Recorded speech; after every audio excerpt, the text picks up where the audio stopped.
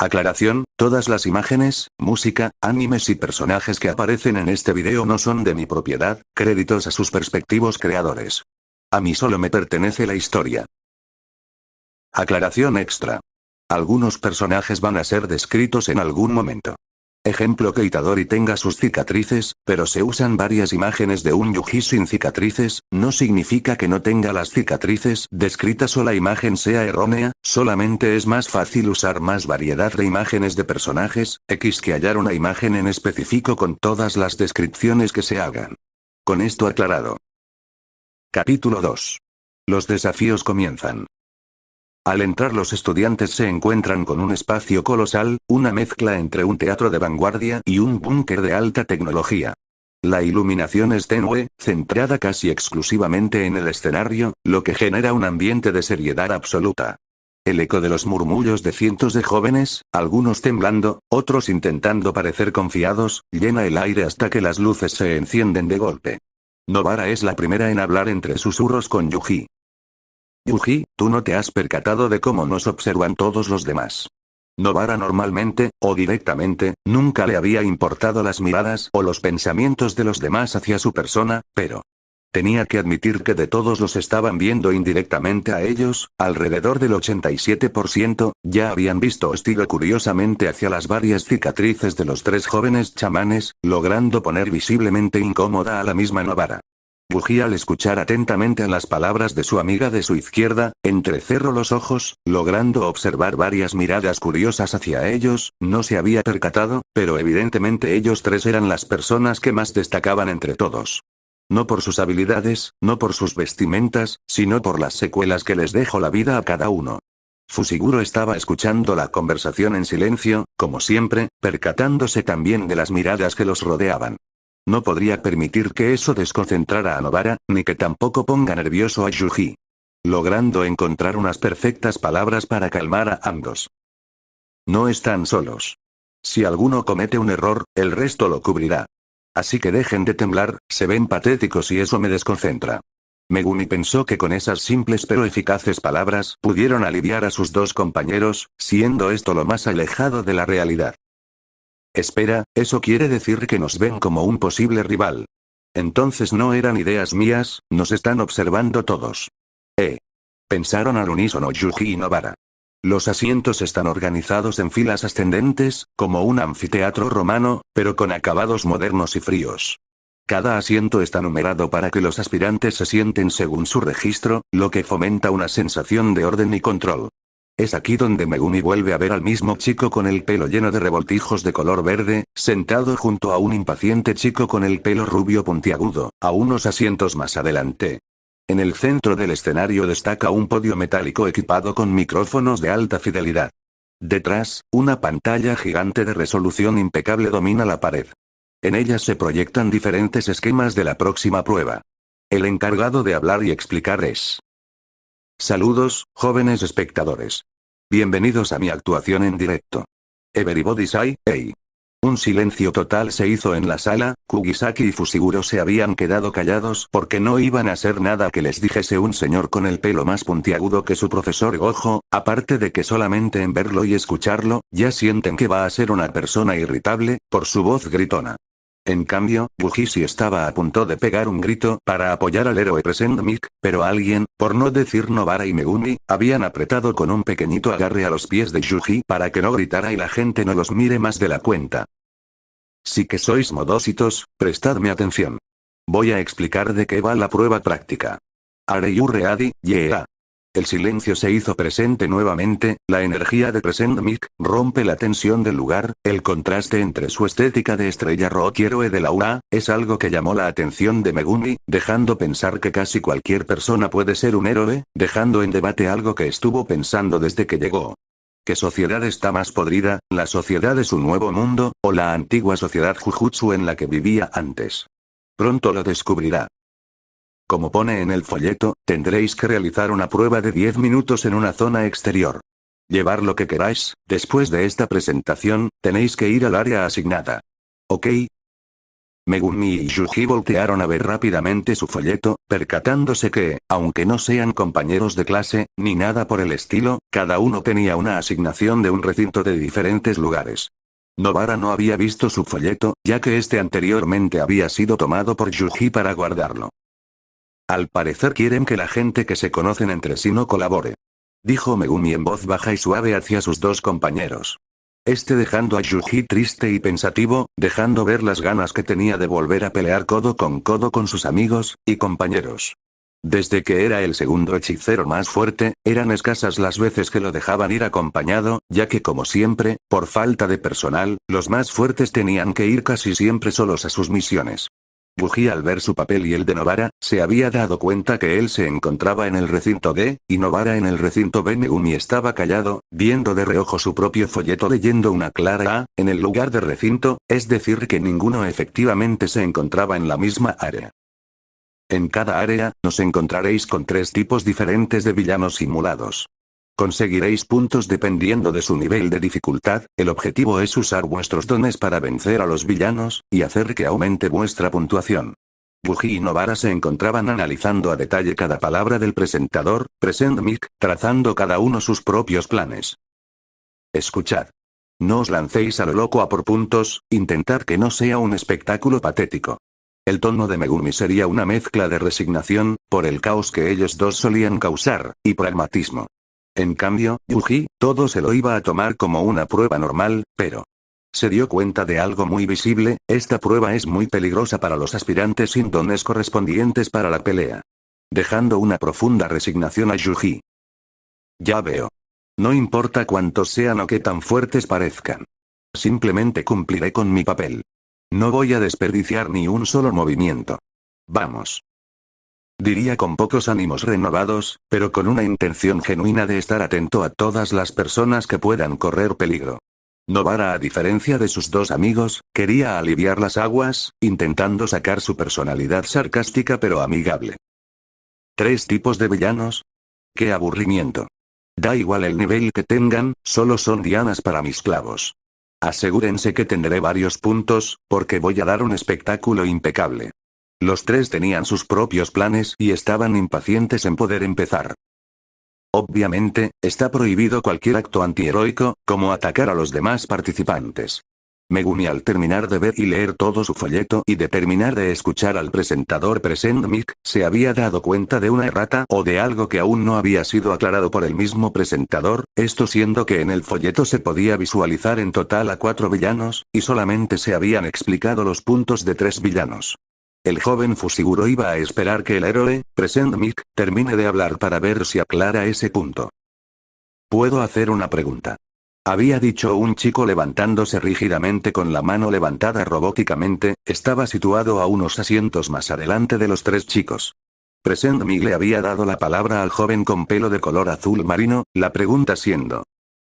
En el folleto pone que hay 4 tipos de villanos, y semejante error no es digno de la escuela OA, la más prestigiosa. Hemos venido a... El chico no paraba de hablar y a Yuji junto a Nobara les estaba saliendo humo de la cabeza de no poder entender todo lo que decía, aparte que ya habían dejado de escucharlo.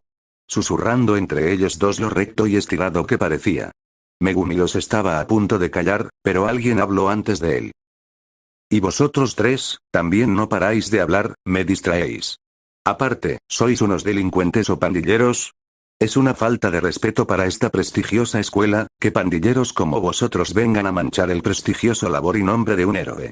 La primera persona en reaccionar fue Kugisaki, queriendo ahí mismo levantarse y golpearlo, no le agradó nada como un chico feo, robótico, estirado, apático les juzgaba solo por su apariencia, evidentemente siendo por sus cicatrices e insinuando que eran delincuentes juveniles o pandilleros. Aunque hablando en verdad, a Kugisaki le hubiese dado igual y solo hubiera pensado que era un idiota, ella sabía que a Yuji y a Fushiguro odiaban en gran medida sus cicatrices, por cómo las consiguieron, siendo esta la razón esencial por la que Nobara se había molestado de sobremanera. Yuji se había molestado a menor medida, pero fue más decepción del cómo solamente por su cara, ya lo etiquetaban como un chico maleante. La persona más sensata fue Megumi, solamente agarrando de la rodilla a su compañero de al lado Yuji, remarcando que no deben de llamar mucho la atención, siendo un aviso para los dos. siendo el mismo que le contestó de la forma más neutra y pacífica posible al joven robótico. Mis compañeros te piden disculpa por molestar, pero no debes de juzgar un libro por su portada. Eso no lo hace un héroe, porque los héroes no juzgan. Kugisaki se quedó escuchando a su amigo Fushiguro, lamentando el no verse levantado a decirle algo a la cara de papa con gafas, solamente quedándose, refunfuñando varias palabras inaudibles para la gran mayoría de personas que tenía a sus lados. Yuji agradeció internamente que el que hablase por los tres haya sido Megumi y Noel Nobara. Ok. Candidato número 7111. Gracias por tu gran aportación. Dijo rápidamente Present Mic, rompiendo la tensión que se hizo en la habitación. Lo siguiente que dijo el presentador Present Mic fue la aclaración hacia el joven peli azul. El cuarto tipo de villano no da puntos. Es solo un estorbo, por así decirlo. Hay un par de ellos en cada área y aparecen en lugares con poco espacio. No son invencibles, pero tampoco sirve de nada vencerlos. Yo os aconsejo que, si lo veis, corráis y paséis de ellos. Con todo aclarado, Present Mic ya estaba terminando la mini conferencia para explicar las reglas de la prueba. Parece que el villano de 0 puntos solo es para distraer. Sí, solo es un obstáculo.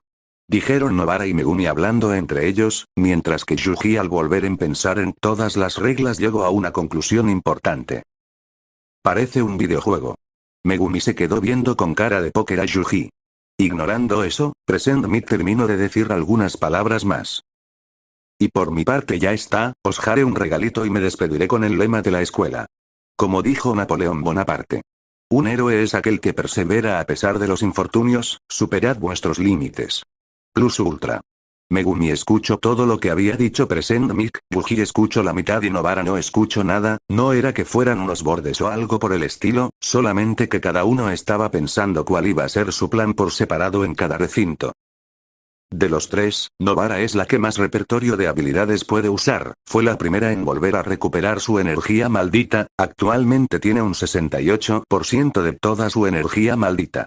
Gojo había falsificado sus papeles poniendo que tenía un don de tipo emisión o transformación, llamando su don resonancia. Luego el que mejor se adapta a cualquier terreno de pelea siendo Yuji, aún no ha despertado su energía maldita, es decir que depende totalmente de su fuerza natura y resistencia sobrehumana, pero Gojo había puesto en sus papeles que él podía manipular la sangre, para tener una especie de excusa para que en algún futuro, cuando use una de sus técnicas, la manipulación sanguínea, la gente piense en que es su don, además que también podrá usar la manipulación inversa, su otra técnica el relicario maldito la tendrá que ocultar. Megumi, aunque de los tres, él tenía más potencial. Claro está, todo eso fue antes de que Sukuna entrara a su cuerpo a la fuerza, ya no era el mismo, estuvo entrenando y ejercitándose física y mentalmente. Además Megumi después de meses sin usar su técnica habitual las 10 sombras, la volvió a usar. Al estar en un nuevo mundo su técnica tuvo una especie de reinicio, volviendo a tener de nuevo a todos sus Shikigamis que perdió en su anterior mundo, además de los que perdió en el momento que Sukuna tomó su cuerpo. Megumi antes de ir a las pruebas de acceso, fue obligado a usar su técnica. En verdad a Megumi actualmente no le gusta usar mucho su técnica ritual, pero intenta acostumbrarse. El joven Fushiguro exorcizó a algunos Shikigamis para la prueba de acceso, estas siendo sus dos perros divinos. Nue. Gama, el sapo.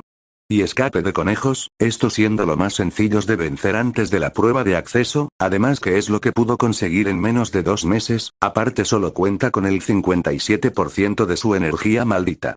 Gojo en sus papeles le puso el nombre de la técnica de las 10 sombras como las 10 sombras. Evidentemente Gojo no se comió tanto la cabeza en ponerle el nombre a los dones a los chicos. Antes de que cada uno de los tres se vaya con su bus hacia su área de prueba, se habían vuelto a recordar a qué área iba cada uno.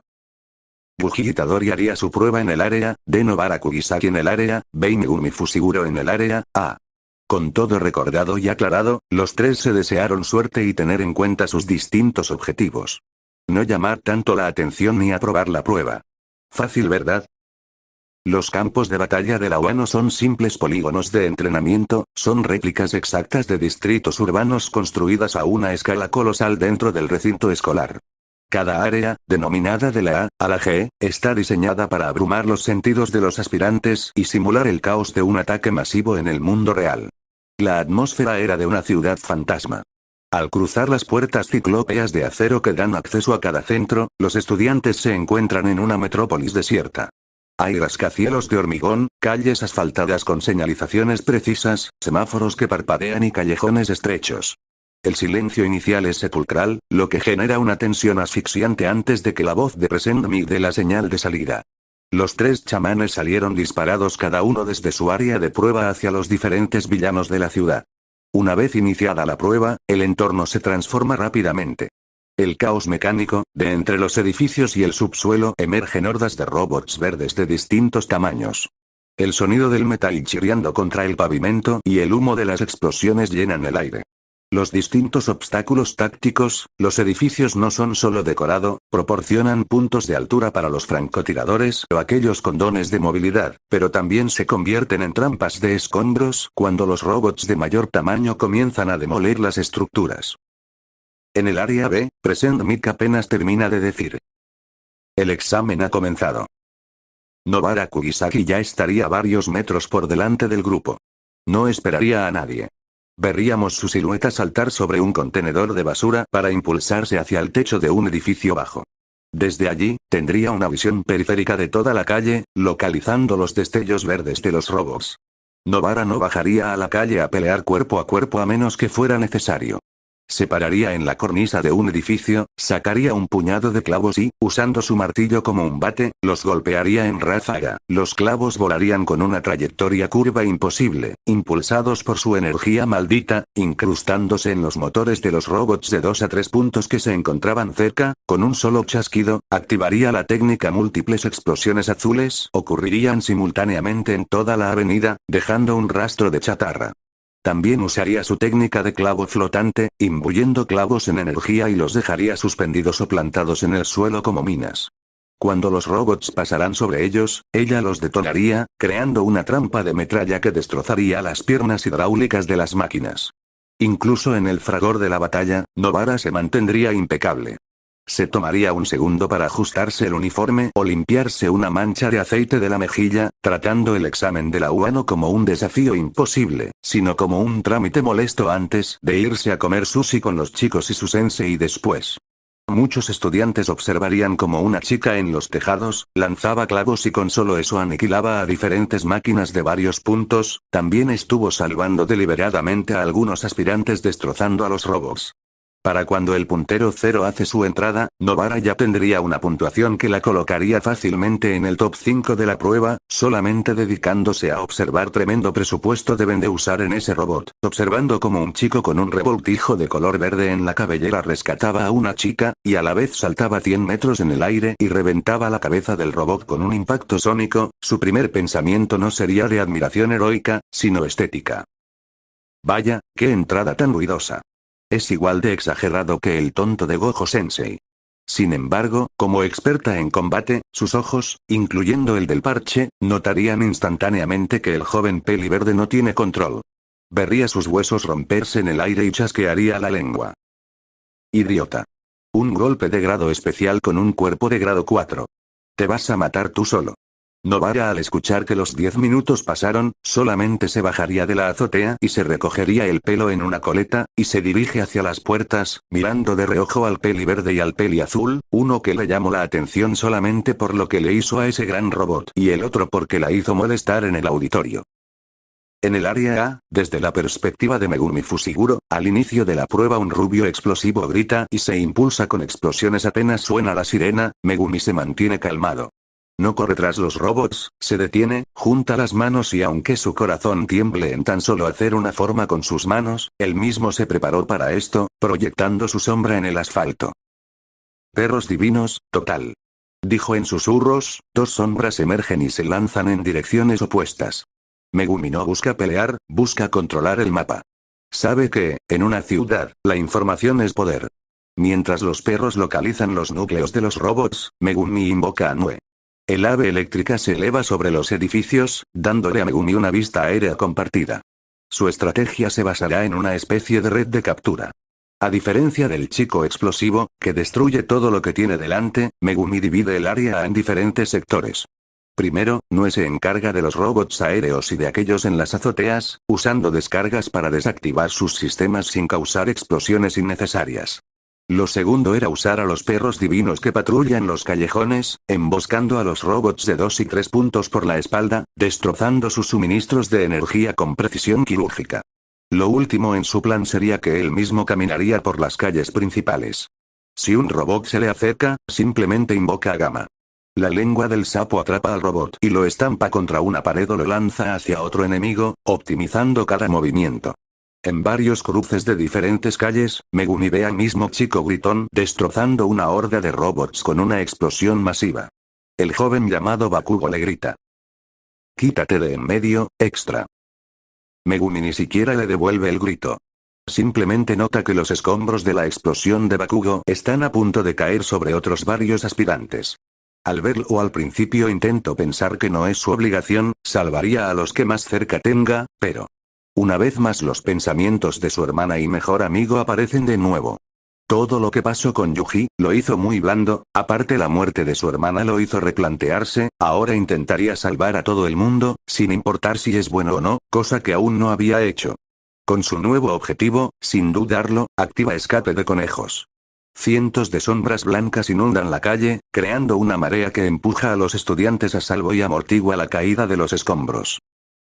¡Qué ruidoso!, piensa Megumi, mientras sigue su camino ignorando por completo la furia del rubio. Los minutos pasarían y el punto cero de esa área saldría a relucir. Antes de que Bakugo intentara algo en contra del gigantesco robot. El joven Fushiguro aparece con una sola prioridad, Megumi cambia a priorizar al rescate masivo. Usa a los conejos para crear una ruta de escape visual, guiando a los estudiantes en pánico fuera de la zona de impacto. Envía a Gamma para atrapar a los que han quedado atrapados entre escombros, usando la elasticidad del sapo para sacarlos suavemente.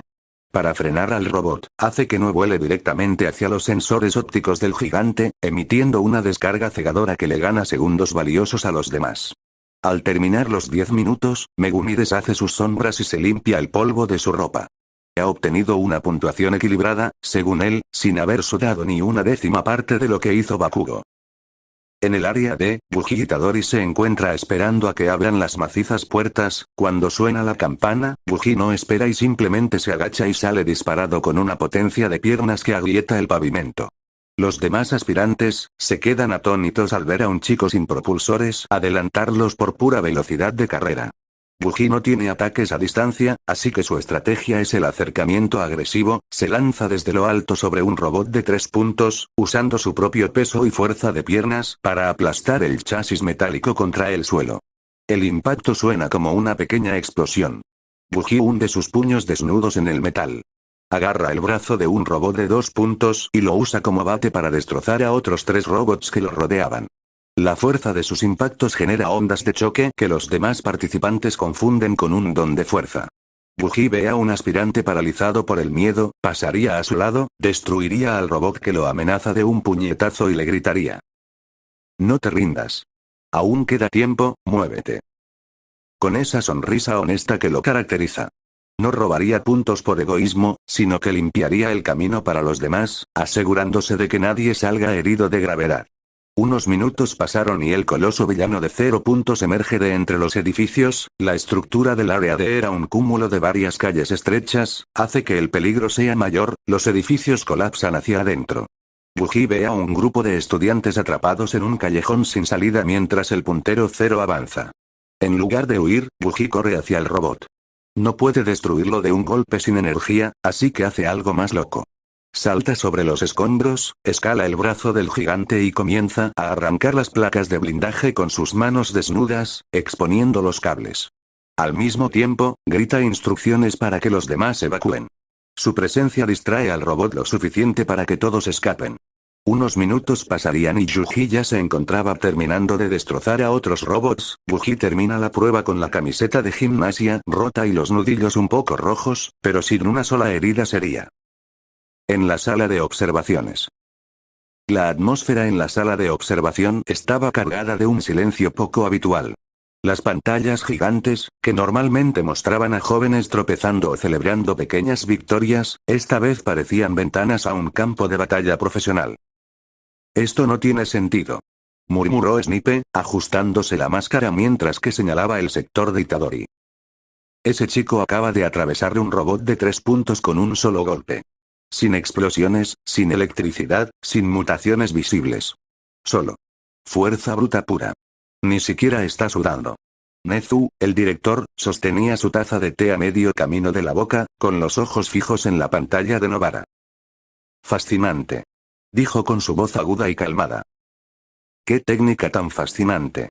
No solo destruye el exterior de los villanos simulados, parece atacar sus sistemas internos desde dentro. Es una eficiencia casi aterradora para alguien de su edad. De repente, una alarma roja parpadeó en el monitor central. El robot de 0 puntos había sido liberado en el sector de Fushiguro. Veamos cómo reaccionan ante el desastre. Dijo Aizawa, cruzando los brazos con escepticismo. Lo que vieron los dejó mudos. En la pantalla, Megumi ni siquiera retrocedió. Con un gesto de sombras en sus manos, una marea de miles de conejos blancos inundó la calle, creando un colchón vivo que evacuó a los heridos en segundos, mientras un lobo negro gigantesco despedazaba las articulaciones del coloso mecánico. ¡Yeah! Gritó Present Mic, rompiendo el silencio. Ese chico tiene un ejército en sus sombras. Es como si estuviéramos viendo una operación de rescate de un equipo entero de prohéroes condensada en una sola persona. Dijo con entusiasmo Present Mic, volviendo a ver a su compañero Aizawa, llamándolo con unos movimientos poco llamativos, evidentemente. Eraser, ves a alguien con potencial. Aizawa se quedaría viendo fijamente al héroe Present Mic, no queriendo todavía contestar a la pregunta, contestó algo relacionado. Ese chico, Fushiguro, es el que más me interesa. No es solo fuerza bruta. Observen cómo coordina a sus invocaciones. Los lobos atacan, el ave vigila desde el aire y los sapos aseguran el perímetro. Su capacidad de gestión del campo de batalla es nivel profesional. Recovery Girl suspiró, pero había una sonrisa de alivio en su rostro. Por primera vez en años, no creo que tenga mucho trabajo hoy. Esos tres, no solo están protegiendo a los demás, están dominando el entorno. Miren a Itadori, acaba de sacar a una chica de debajo de un bloque de hormigón de a lo mejor unas 5 toneladas, como si fuera una almohada de plumas. Hay algo que me molesta. Intervino Bladkin, el profesor de la próxima clase B. No podré tener a ninguno de alguno de esos tres en mi clase. ¿Verdad? Nezu finalmente bebió un sorbo de té y sonrió de forma enigmática. Evadiendo la pregunta inteligentemente. Lo que estamos viendo no es el despertar de 3 héroes. Es la llegada de 3 veteranos en cuerpos de adolescentes. Si entran en la UA, el currículo escolar se les va a quedar muy pequeño en menos de un mes. Midnight intervino reconociendo algo de Nobara. Tiene un estilo con mucha personalidad, pero qué agresividad. No duda ni un segundo. En un rincón oscuro, Olmiget observaba la pantalla de Yuji Itadori con una mezcla de fascinación y duda.